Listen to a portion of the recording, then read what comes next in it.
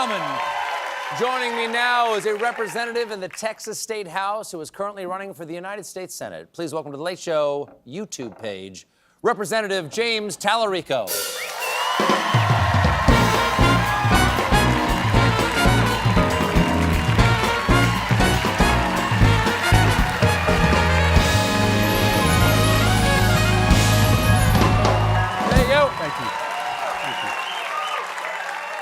Now, here's the thing. I don't usually say this to a guest, but if people are watching this right now, it's because they found us online on YouTube.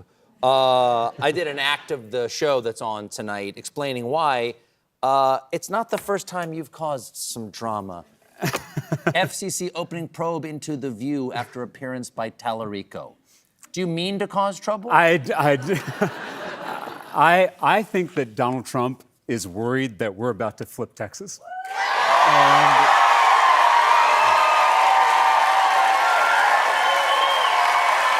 And Stephen, this is the party that ran against cancel culture. And now they're trying to control what we watch, what we say, what we read. And this is the most dangerous kind of cancel culture, the kind that comes from the top.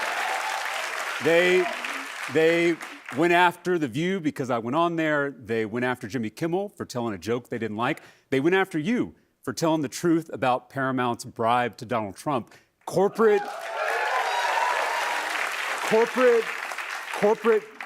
media executives are selling out the First Amendment to curry favor with corrupt politicians. And a threat to any of our First Amendment rights is a threat to all of our First Amendment rights. So I'm just, to fact check you, my network said our cancellation was a purely financial decision. Got it. And yes. I remain very grateful for the last 11 years. Now, you grew up in Texas. I did. Here you are. I did. There you are. You can prove it. They give you the adult boots as a child, and you're supposed to just grow into them, I understand. That's right. You served in the Texas House, and now you're running for Senate. The race, frankly, should not be as interesting as it is. Donald Trump won Texas by 14%. Why do you think this year Texas is considered a possibility by Democrats? Well, I'm an eighth-generation Texan. My family has been in our state since it was Mexico. And across... So you're going to get deported, is what you're saying. Across the state, there is a backlash growing to the extremism and the corruption in our politics. And I have traveled every corner of Texas already, from El Paso to Beaumont, from Amarillo to Brownsville. And we've had thousands of Texans showing up to rally with us. And I can't tell you the number of people who come up to me at the end of these events and whisper, "I'm not a Democrat," like it's some kind of secret. And we've recruited 14,000 volunteers who are out there doing the work all over our state.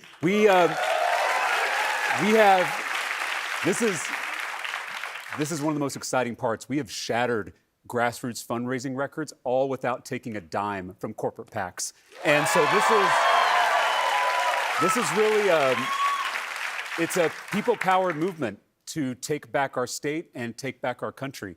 And I feel like we're building something really special in Texas, and clearly Donald Trump has taken note. Now, one of the things that's come up in some of the conversations you've had on the Texas State House floor, which some of the videos I've seen you do, and one of the things that's gotten you attention out there is that you are a Presbyterian seminarian. Presently? Yes. You're a seminarian? Yes. Okay. The right attempts to co-opt Christianity, to say that, you can't believe in God, you can't believe in Christ. I think that Donald Trump might have said something like that at the National Prayer Breakfast, like you can't actually be a Christian and be a Democrat. But the religious right is largely a political movement that references spirituality, but it's a political. What is your heartfelt hand out to the people who want to use religion as a tool of political power? Well, for 50 years, the religious right, a political movement, that is the perfect description for it, they convinced a lot of our fellow Christians that the most important issues were abortion and gay marriage. Two issues that aren't mentioned in the Bible, two issues that Jesus never talked about. Jesus in Matthew 25 tells us exactly how you and I and every one of our fellow believers, how we're going to be judged and how we're going to be saved. By feeding the hungry, by healing the sick, by welcoming the stranger. Nothing about going to church, nothing about voting Republican. It was all about how you treat other people. Don't.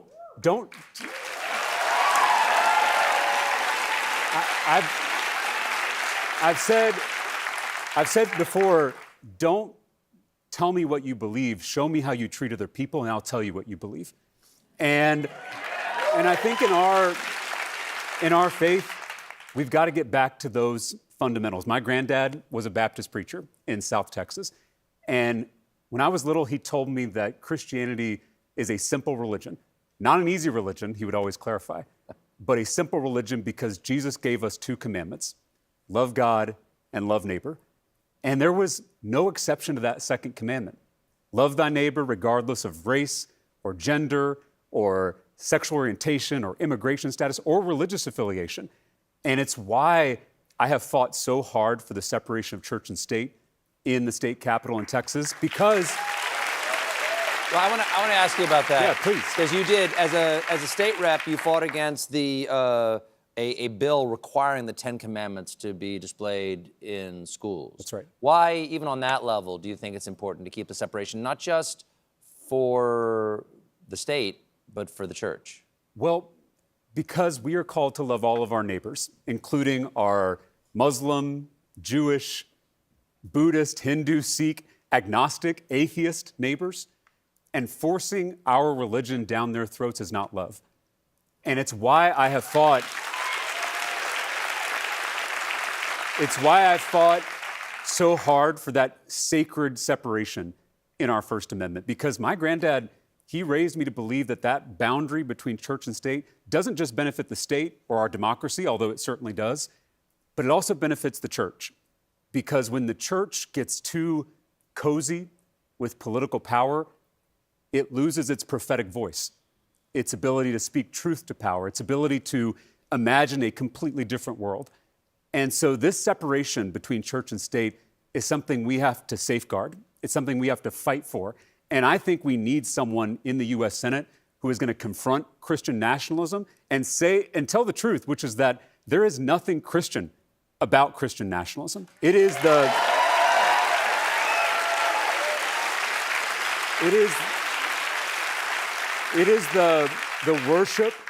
the worship of power in the name of Christ. And it is a betrayal of Jesus of Nazareth. And I just want to thank you, Stephen, because I know you're not a politician, but you have really shown people in this country what Christianity should be and what it means to actually live out the teachings of Jesus, even in a talk show. Well, I'm going to push back a little bit on that. That's very nice of you to say. I would never lay that compliment to myself, because I think I fall far short of what my standards would be. But I will agree with you on this. I think that it is bad for certainly my church or any religious organization to associate themselves from a political party. Right. How must it diminish God to be associated with something so small as a present political party? That's right. Because imagine this. Imagine that you managed to co-opt Christianity. Imagine if you managed to convince everybody that Jesus was on your side. If you then lose the election, sounds like you've got a pretty weak Jesus. Yeah, that's exactly right. And that's the key, is you don't want to fit the big thing into the small thing. Mm-hmm. And God is the biggest thing there is. And so to try to fit God into a political party, whether it's the Republican Party or the Democratic Party, you've got it reversed. Mm-hmm. And so it's why I think we have to remember to put those big things first, to put the love of God and the love for our neighbors before anything else. Because right now, what you've got is people baptizing their partisanship and calling that Christianity, when in reality, your politics should grow out of your faith, not the other way around. Now,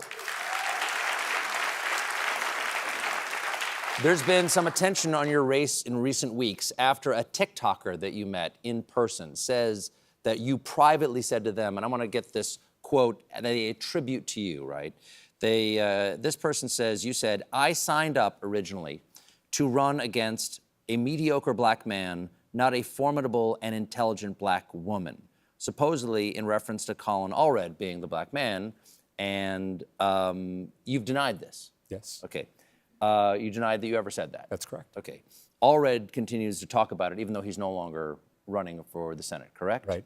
So where does that stand? How do you, as someone who this person says this about you, you say it didn't happen, how do you imagine this gets adjudicated, and what would you like to say to people? Yeah, I mean, we know that misinformation spreads on the internet, and it's sometimes like a game of telephone. As I said in my statement, I did critique Colin Allred's campaigning as mediocre, but I would never attack him on the basis of race. I respect Colin Allred deeply, even though we have disagreements on the best way to campaign and the best way to win Texas.